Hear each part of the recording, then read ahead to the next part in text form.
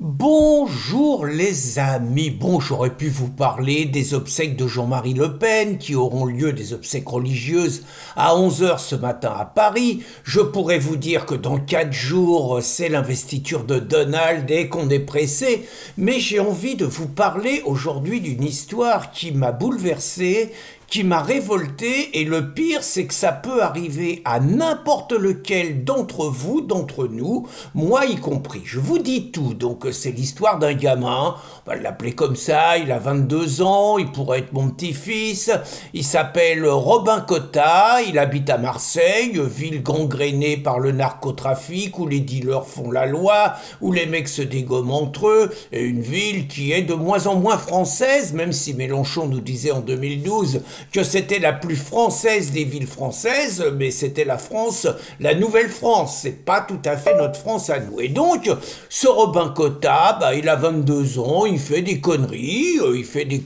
comme pas mal de gosses à 22 ans. Souvent, on fait des conneries davantage quand on a 20 ans, quand on en a 40 ou 60. C'est pas bien, et en général, on essaye d'apprendre de ces conneries. Alors, qu'est-ce qu'il fait comme conneries ? Apparemment, le gamin se balade avec des fausses ordonnances médicales qui lui permettent de se procurer un produit.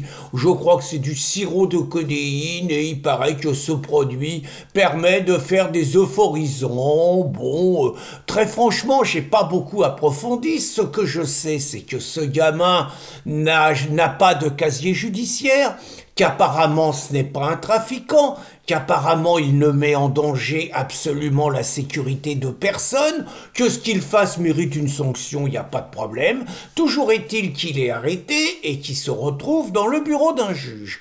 Et ce juge décide que son incarcération est nécessaire. Alors déjà, ça rend perplexe, parce que vous voyez quand même, on est dans un pays où on voit le nombre de ce qu'on appelle des chances pour la France, multirécidivistes, psychopathes, agresseurs, coups de couteau, viol, qui se retrouvent sans faire une journée de prison, alors qu'ils ont déjà un casier judiciaire long comme le bras, alors que le fait de les laisser en liberté met en danger ceux qui ont le malheur de les croiser et d'être, comme disent les journalistes, au mauvais endroit au mauvais moment. Donc, lui, le malheureux Robin, le juge décide, allez hop, prison, incarcération, en attendant le jugement. Ça laisse déjà perplexe. Le gamin, donc, se retrouve au Baumette. On sait qu'au Baumette, c'est quand même une prison, comme la plupart des prisons, mais un peu plus peut-être qu'ailleurs, vu le lieu géographique, où c'est une prison musulmane, où la majorité des prisonniers sont des musulmans, et donc le gamin se retrouve en tôle vers fin septembre. Ça se passe bien comme ça peut bien se passer en tôle, mais disons que jusqu'au 4 octobre, il ne paraît pas se plaindre de son traitement. À partir du 4 octobre, on le change de cellule et on le met avec un mec qui a la réputation d'être un psychopathe dangereux, musulman par ailleurs, Abderrahim. Donc, le mec, ça fait déjà 3 compagnons de cellule qu'on lui change. Le mec dit, me mettez pas avec quelqu'un, je vais faire un malheur. Et malgré tout, on met le môme, 22 ans, qui paraît bien gentil, sans doute sans beaucoup de défense, face à ce psychopathe, soyons clairs. Donc, du 4 au 9 octobre, le môme appelle au secours, il dit qu'il faut le changer de cellule, il dit qu'il est en danger, il envoie des mots au gardien. Et là, on se heurte un petit peu à l'immobilisme de l'administration. Les gardiens disent qu'ils y peuvent rien. L'administration dit qu'il n'y a pas de place en cachot. Enfin bon, tout le monde se renvoie la balle. Et le 9 octobre, chose absolument abominable, le gamin est égorgé par le psychopathe Abderrahim. À mort, il hurle et tout, personne ne vient, et donc on peut supposer qu'il a connu une fin de vie absolument abominable, qu'il s'est vu mourir, et donc, à 22 ans, donc Robin Cotta est mort en prison. Alors, tout le monde charge les Baumettes et la hiérarchie des Baumettes, sans doute, il va y avoir une enquête, c'est sans doute les gardiens qui vont peut-être morfler, c'est peut-être le directeur et tout. Moi, je trouve quand même que la première enquête, et je suis étonné que personne ne le fasse, c'est le juge quel est ce juge qui a décidé que la sécurité publique nécessitait de mettre Robin, qui ne représentait aucun danger, en prison? Pour moi, le premier qui a le sang sur les mains de Robin, c'est ce juge. Et je ne sais pas s'il y avait un juge d'application des peines, mais c'est cela. Alors après, vous allez me dire, ouais, t'es bien gentil, mais bon, il a déconné, tant pis pour lui. Mais ce que je voulais vous dire, c'est que ça peut arriver à n'importe lequel d'entre nous, les amis. C'est-à-dire que en France aujourd'hui, dans la France de Macron, dans la France de Darmanin, puisque c'est lui qui juge, avant c'était Lieti, je veux dire, vous pouvez être mis en prison pour délit d'opinion.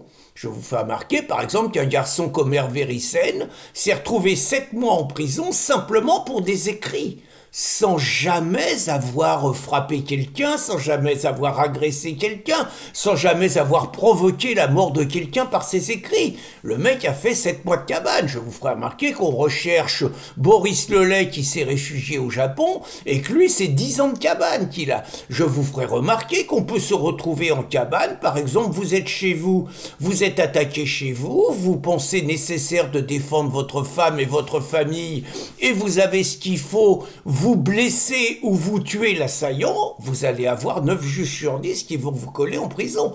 Et si vous tuez l'assaillant, vous avez des Français qui se sont pris 10 à 12 ans de prison.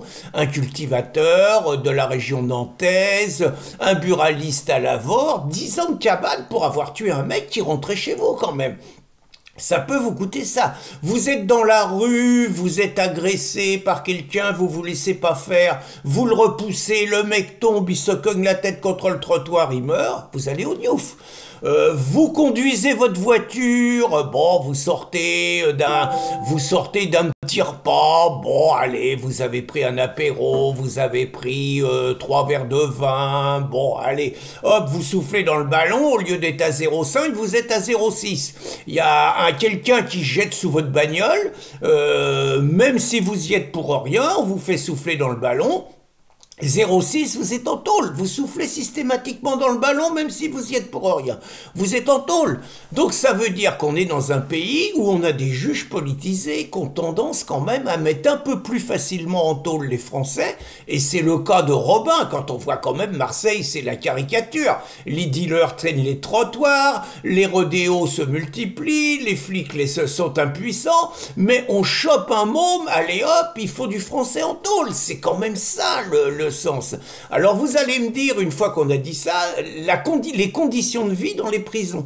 Bah, la meilleure chance que vous pouvez avoir, c'est de vous retrouver au secret. C'est la meilleure chance parce que sinon vous avez des prisons qui sont occupées à 80-90% par des musulmans. C'est même Jacques Lang qui le disait, hein, donc ouais, c'est pas raciste. Hein. Donc vous avez déjà cette situation, c'est quoi le quotidien? Si vous êtes dans la situation de Robin, vous êtes réellement en danger de mort. Vous pouvez tomber sur n'importe quel psychopathe meuse, on va vous faire pression pour que vous vous convertissiez, si vous vous convertissez pas, ça va encore être plus compliqué pour vous. Et puis le quotidien, vous entendez des hurlements toute la journée, vous entendez des hurlements en arabe toute la journée, vous entendez la musique arabe qui est passée à tue-tête. Hervé Ryssen, dans son livre sur le témoignage de ces 7 mois de prison, l'évoque. Et vous entendez également des prières musulmanes qui sont hurlées à tue-tête. Le quotidien, c'est un cauchemar. Mais c'est un cauchemar, vous êtes au secret, vous allez peut-être être dépressif, vous avez personne avec qui parler. Certes, vos balades sont la nuit, dans des endroits où vous êtes un peu protégé, mais vous n'êtes pas en danger de mort. Alors vous allez me dire, qu'est-ce qu'il faudrait pour éviter ça? Que devrait faire un gouvernement pour éviter ça? Bon, en dehors de la grande discussion sur l'immigration et tout, mais là, bah, la première chose, c'est déjà arrêter d'envoyer en prison des personnes qui représentent aucun danger. C'est déjà le minimum. Mais par contre, mettre en prison des personnes qui sont dangereuses. La deuxième chose, bah, peut-être que certains vont dire que c'est de l'apartheid, que c'est du ségrégationniste et tout, mais je trouve absolument pas normal, dans le climat dans lequel on est, avec l'hostilité de beaucoup de musulmans contre les Français, je dis pas de tous, je dis de beaucoup, c'est pas normal de mettre des Français dans les mêmes prisons. Donc moi je considère qu'il devrait y avoir des prisons qui sont pour les Français. Voilà, des gens qui ont peut-être la même culture, la même éducation. Auparavant en prison on se faisait pas tuer, hein. Aujourd'hui on se fait tuer assez souvent en prison. Et puis tous les chances pour la France, tous les autres, toutes les diversités, écoutez, on les met entre eux en prison. Alors je sais que c'est une mesure qui pourrait me valoir les tribunaux, parce qu'il paraîtrait que ça serait de la discrimination, voire de l'apartheid. Moi j'appelle ça une mesure de bon sens et une mesure de protection des Français qui se retrouveraient en prison, ce qui, je vous le rappelle, peut arriver à n'importe lequel d'entre nous. En attendant, une petite pensée pour Robin et surtout pour sa famille. Bonne journée les amis!